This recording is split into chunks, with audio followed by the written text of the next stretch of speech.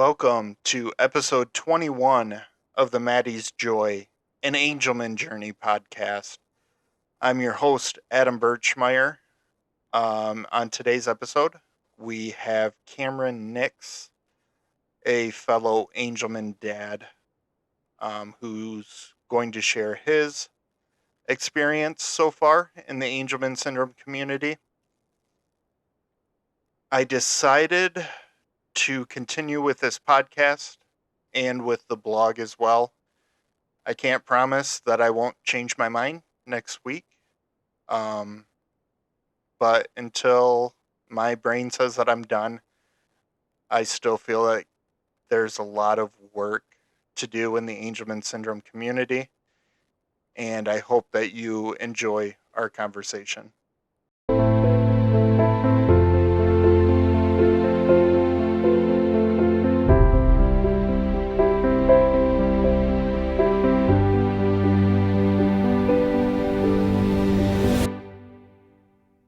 On today's episode, I have Cameron Nix, who is joining us. Him and his wife, Barbara, have two children, Janie, who is their eldest, and Maddie, who is their youngest child right now. Congratulations, by the way, Cam. Thank you. Barbara and Cameron are expecting again, and their little one, Maddie, has Angelman syndrome. So welcome to the podcast, Cameron. Awesome. I'm glad to be here and want to give you a shout out. I'm my heart's with you guys. I think this whole community is with you, and I admire your strength and ability to continue this podcast, and I'm honored to be here. Well, thank you for that. I'm gonna actually give you a shout out. Your wife, Barbara, and yourself. You guys, your whole family's been here for Nicole and I. So thank you so much. But obviously, this is a podcast about Angelman syndrome. So let's just start from the beginning. Sure. How did you guys wind up in the Angelman syndrome community? Well, we got. I guess we had it started with some developmental delays. Our pediatrician locally had really pushed us to seek some expertise outside of her abilities. So we ended up going out to Ann Arbor to U of M Children's Hospital. Mott, and saw the neurology team there. They, upon her presentation, really didn't see anything obvious, and that we did a one test. I can't even recall what that was at this time. And they recommended some DNA testing. It was very quick. So props to them. We had the blood draw. We were kind of in a position where we just felt like, maybe she's just a little delayed. So we waited. We had the blood drawn, but we waited to complete the test. Ran the test, I think about 2 months later. And they determined that she had some sort of deletion in her 15th chromosome. So Prader-Willi or Angelman syndrome. So at that point in time, we were, all hands on deck doing research and getting online, and of course going through that whole process and trying to grasp what we might have at hand. So then they stated they wanted to do a further test. I think it's a methylation test, and that identified Angelman syndrome. So, quite honestly, we didn't go through a lot of, I think access to genetic testing these days is far and wide better and more accessible to a lot of people than it was even 5 or 10 years ago. So feel very good about being able to be diagnosed and getting her therapies as early on as we could. So So you get the diagnosis. What what was running through your head um, when Maddie was diagnosed? Oh man. All sorts of stuff. I think, you know, it was it was extremely hard to accept. It was hard to digest. Um, I think, I went to a dinner, a business dinner that night. Um, and one of the gentlemen that were there, good friends of ours, he said, it's time to, build your village. And I think I really, you know live by those words, or felt them. I think that statement just pushed me to just think about what I need to do, and who I need to, uh, you know, include in this process. It was very challenging. There's a lot of unknowns at that point when you're first diagnosed. So for me, it was, obviously it was challenging. It was, um, I don't know. I maybe it's a little PTSD or something that it seemed like it went very quickly. But when you're in it seems very long too. So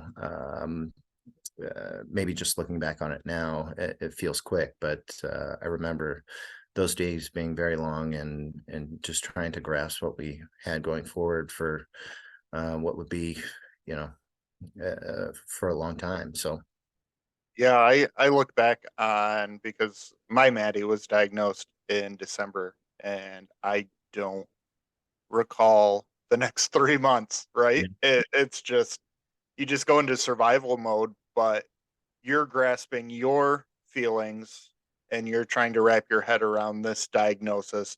How are you helping your wife Barbara through all of this?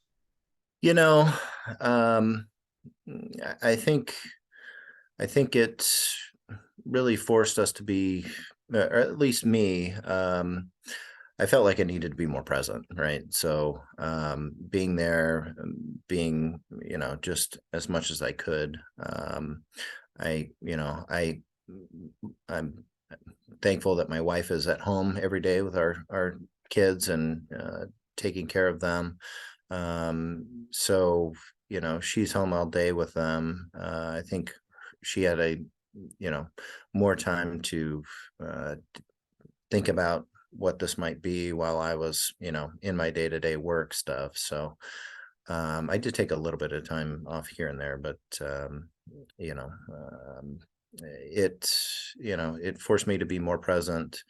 Um, tried to help her as much as I could, and just everyday stuff, so that she could get through that too. um, having two children in her hands is quite a task, and I'm you know I'm I'm amazed at her ability to do that, and have the patience for it too. And so to go through something like that, I'm I guess just knew I needed to be there as much as I could for her. Yeah, it's easy to distract yourself with the work that's on your desk or the next day, and it's harder to be present inside your household, especially when you can use that as an escape. So kudos to you for realizing that you had to buckle down at home Yeah, and get the house in order. yeah. Um, and not only did you have Barbara at home, but you had Janie at home too, who's a little younger. How did you, or how are you broaching the subject of Angelman syndrome with your eldest daughter? Yeah, so, you know, they're, I think, what, 22 months apart. So, just shy of 2 years. And, we got the diagnosis for Maddie when she would have been oh shoot, probably mm, 15, 16 months. So, Janie was still pretty young at that time. And I think, you know, for us, it was, we weren't exactly sure how to explain it. She's so young. She's very smart, but, you know, she was very young at that time too. And, um, I would venture to say, when she grows older, she'll never have known any difference between her being diagnosed or not, and she won't remember that time. But um, it's been something we've had to kind of gently explain. I think now that she's getting older, she's starting to see things that other kids Maddie's age can do. My brother, he's got a daughter that's like a within 2 months of Maddie as well. So she sees the developmental differences between her cousin and her sisters. So it's I think just trying to be as gentle and um, with showing her what we have going on with her. She's going to be in this deal for a long time too, and I think siblings are an extremely important part of Angelman families too, and how even those Angelman kids develop. She's been very helpful now that she's gotten older, and she's got ability to throw a extra hand here and there. So it's been really fun to see too, her really advocate and start helping with those sorts of things around the house. And yeah. Yeah, it was interesting. Aaron Ferguson was on the podcast, and just seeing his perspective as a brother to somebody who has Angelman syndrome. Um, you could tell that there was a lot of love. There was a deep relationship there, and I'm sure that as they get older and grow, that relationship will continue to develop. So you're newly diagnosed. You're wrapping your head around this. What resources or what did you do to kind of dive into the Angelman syndrome community? You know, um, I think getting online, learning about, what we could online. Uh, there's certainly some good things about that. There's certainly some horrible things about doing that too. It's a challenging thing to go through and accept and and grasp how much this is going to impact you. And um, you know, I think for us, finding the ASF has been incredibly helpful. Um, the community there has been wonderful. They welcome you with open arms. Um, Everyone that I have met has been just I learned something new from each family, from each individual that has been impacted.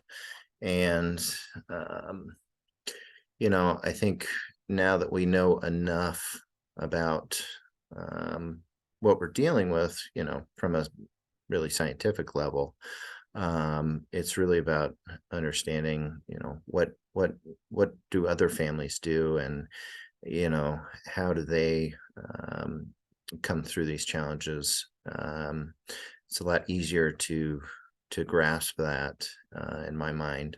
There's a certainly a shared connection there, and they understand what you're going through, and I think they present it in a way that you know is certainly more gentle than what you can find online. Yeah, Googling Angelman syndrome isn't always the No, smartest thing to do. it's Uh, yeah, it's a tough one to go through when you know what you've got ahead. So yeah, and being in the room with families and people who get it, there's just that level of comfort. And I think everybody who's been to the Angelman Syndrome Family Conference or a gala or whatever the case may be can definitely feel that love. Is there anything that you're involved with right now inside the Angelman community? yeah, so I think uh, we were kind of tentative to jump in there. I have a family member who's got a friend down in southern Indiana that has been impacted from this for quite a long time. And that was pretty soon after diagnosis that she had told us that. And um, I felt like we weren't ready to go there, particularly with that family being having an older child. Maybe we just didn't feel like we were ready to grasp that. Um, we did dive in with the Angelman Walk this spring or summer. It's things move so quick these days. That was a wonderful event. Um, I had a really nice time. I went down to Indianapolis at the Indianapolis Zoo for that one. I'm from the Indy area, so um, I think we had a lot of family and friends there that were there to support us, and we got to meet a lot of families that were impacted too, and um, it was a very nice event. Um, we are going to go to the Angelman evening in Chicago, I believe, here in December. So looking forward to that. And then, I think, you know, it feels like, we're almost coming up on a year that we've been diagnosed. And I feel like now we're finally in a groove that we can really kind of put our heads down and start to do other things that we might want to do for the community. So got some ideas. Certainly want to execute on those. Just I think winter in Michigan will help bring that little bit of quiet time. Summer's always wild for us. So Yeah, we enjoy the summers, especially being on the west side of the state. Just soak in the sun as much as you can and then brace for the snow. Uh, so how are you currently feeling right now? I know that being diagnosed, it's kind of ebbs and flows, right? Of acceptance, of kind of reflective periods. Some people might call it depression, but it's a little bit different. I think people understand that if they've had a diagnosis. How are you feeling currently? And when you do get to those low ebbs, what do you do to kind of bring yourself out of those? yeah, I think right now I'm feeling pretty good for our position. I think Maddie's done very well in her mobility at this point. She still doesn't sit up on her own, but she's crawling, moving, and grooving pretty well. So that's been obviously delayed for her age, but it's it, it makes you appreciate these small milestones. Having gone through, our neurotypical daughter, Janie, I think, you expect those things quickly. And then, um, with Maddie, I think before our diagnosis and through some of those first things, you really want to push her, right? We really want to see her progress. And I think we've kind of got to a point where we feel good about our therapies. We know we're doing everything that we can. We're and just appreciating those little milestones is beautiful. We, I think for me, some of the scary things coming up are, in Michigan we have a early on program, and that program has been extremely helpful. They provided tools. We've got a gait trainer now for Maddie, hopefully to get her walking, and that service ends at her turning 3. So there'll be a transition into the school system at that point in time, and I think when I get closer to that time frame, I will certainly hit one of those ebbs where I'm not so sure what the next thing is going to be. And you're very, very correct. It's certainly a ebbs and flow type of thing. Right now we're feeling pretty good though. Well, thankfully, with the Angelman Syndrome community, there's so many people to lean on. It's a community that shows up and is there for other parents. So if there's anything that Nicole and I can do for you guys, Yeah. um, you know, don't hesitate. But this is Thank going to be the end of the podcast, towards the end of the podcast. So this is my favorite time where you get to do any final thoughts, whether you want to talk about who Maddie is, if you want to talk about something exciting, anything that's on your mind. I'm going to mute my microphone and you get the last word here. Oh man, put me on the spot. Well, I would say, you know, it's as a newly diagnosed parent, um, it can be a very challenging time. Find your way of acceptance, learn what you can, lean on your families, and build your village. Use your resources available to you. It will absolutely help you fight your way through this. It is not an easy thing to digest, but when you can and find your way, it can be a very, very beautiful and rewarding experience. And I feel so blessed to have this community, to have people like you, Adam, in our lives. You guys have been so helpful. Um, I'm I'm from the Indy area. Amanda Moore, the ASF CEO, is there. We've gotten together with her a couple times. That's been so wonderful. I couldn't. I, I feel like our position,